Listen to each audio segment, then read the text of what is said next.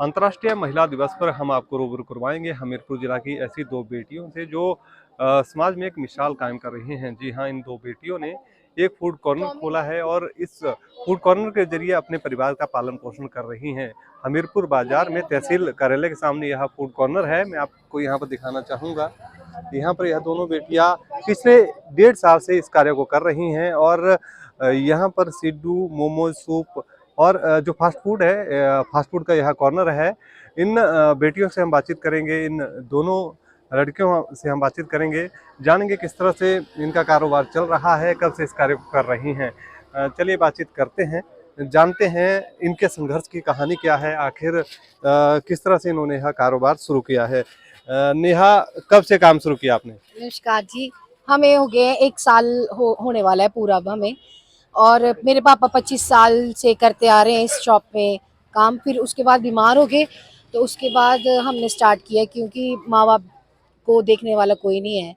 तो बेटियां ही सबसे अहम हिस्सा होती हैं माँ बाप की, कि वो अपने माँ बाप को देखती हैं। आजकल के आपको पता है जनरेशन कैसी हो रखी है, माँ बाप को कोई फिक्र नहीं है ना कुछ। तो वो सोचते हैं कि बेटी सबसे अनमोल है। तो हम चाहते हैं कि हमारे माँ बाप जो हैं उनकी तबीयत जो होता है, दवाई पानी जो होता है हमारा, हम चाहते हैं कि उसी से ही हम अपने घर वालों को पालें, है ना।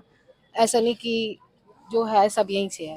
अच्छा नेहा, क्या दिक्कत आई थी? आप राष्ट्रीय हॉकी खिलाड़ी भी रही हैं।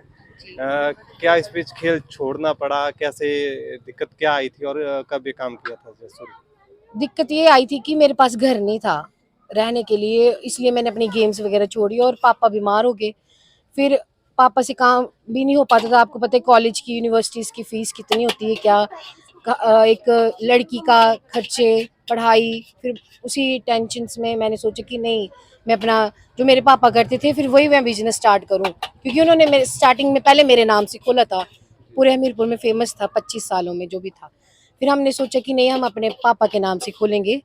तो आपके पापा का फिश कॉर्नर था, बेसिकली वो फेमस था यहाँ पे काफी। हाँ जी, फिश का भी था और मोमोज का भी था पहले। सबसे पहले हमीरपुर में मोमो उन्होंने स्टार्ट किए हैं 25 साल के जो पहले था। 1999 में उन्होंने स्टार्ट किया था यहाँ पे मोमोज का सबसे पहले। उसके बाद फिर आपको पता है बच्चे बड़े हो जाते हैं तो दिक्कतें भी आ जाती हैं, खर्चे वर्चे। तो फिर पापा ने सोचा कि मैं मच्छी का भी खोल लेता हूँ साथ में इसका भी। तब करके फिर पापा बीमार होने के बाद फिर मैंने अपने गेम्स भी ड्रॉप कर दी, पढ़ाई भी ख़त्म। फिर अब यही चला रहे हैं हम फूड कॉर्नर। कॉलेज में पढ़ाई ड्रॉप कर दी, आपकी छोटी बहन और छोटा भाई भी है एक, हाँ जी। उनकी पढ़ाई कैसे चल रही है? कैसे यहीं से गुजारा हो रहा है? गुज़ारा तो मेरे हमें हमारी मदद करने वाले बहुत हैं, बहुत क्या मतलब एक हैं टाटा मोटर्स वाले, टाटा कंपनी वाले। उन्होंने मेरे मतलब बहन भाई का पढ़ाई का खर्चा सब उन्होंने उठाया है। और थोड़ा बहुत यहाँ से हो जाता है, जैसे कि दवाई वगैरह लेनी होती है या फिर घर का खर्चा छोटा मोटा चलाना पड़ता है, तो यहाँ से ही करते हैं हम। हाँ जी। आप अब खेल से जुड़ी हैं या कभी प्रैक्टिस करती हैं या बिल्कुल ही छोड़ दिया? प्रैक्टिस तो कहाँ करनी है, अब टाइम ही नहीं मिलता यहाँ से। तो फिर अब यही है जो भी है। चलिए निकिता से हम बात करेंगे। निकिता, निकिता इनकी छोटी बहन है जो कॉलेज में पढ़ाई भी कर रही हैं और यहाँ पर काम भी करती हैं। इनकी स्पेशलिटी क्या है, क्या है काम करती हैं? निकिता, अब सिड्डू भी बनाना शुरू किया है, कितना कैसा रिस्पांस है लोगों का? नमस्कार जी, बहुत अच्छा रिस्पांस है। आजकल हमारा न्यूज़ भी आई हुई है, हमारे फूड प्रोडक्शन ने भी हमारे सिड्डू को बहुत वो प्रोत्साहन किया हुआ है। और आजकल बहुत लोग आ रहे हैं, बहुत कस्टमर, बहुत कॉलिंग आ रही है मेरे को कि सिड्डू पैक कर दीजिए, ऐसा कर दीजिए, वैसा कर दीजिए।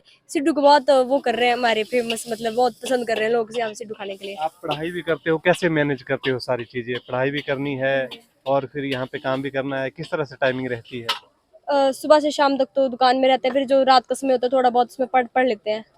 और सुबह उठ के थोड़ा बहुत है, बस ज़्यादा टाइम नहीं मिलता ना पढ़ने का, दुकान का काम करना पड़ता है बहुत ज़्यादा है। भाई, आपका छोटा भाई भी है, कौन सी क्लास में है?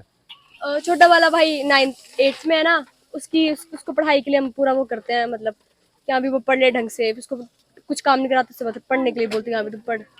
अच्छा, जैसे क्या टाइमिंग आपकी रहती है? कब यहाँ पे इसको आप आपका जो स्टॉल है खुलता है और कब तक आप सर्विस मिलती है यहाँ पे?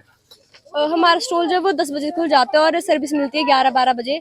और लास्ट उसको जो एंड होता है वो होता है 9:30 बजे, लास्ट हम बंद करते हैं 9:30 बजे। जी।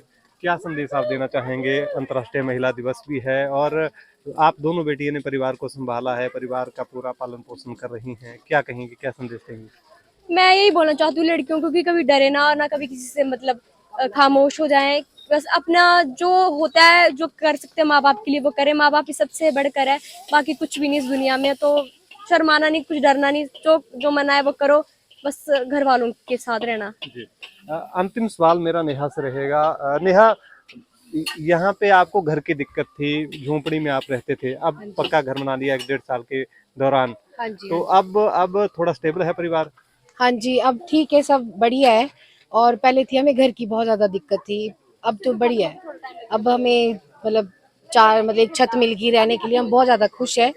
हम मतलब सबका धन्यवाद करते हैं, न्यूज़ चैनल वालों को भी धन्यवाद करते हैं। अगर आप नहीं होते तो हम आज शायद उसी घर में होते, उसी झोंपड़ी में।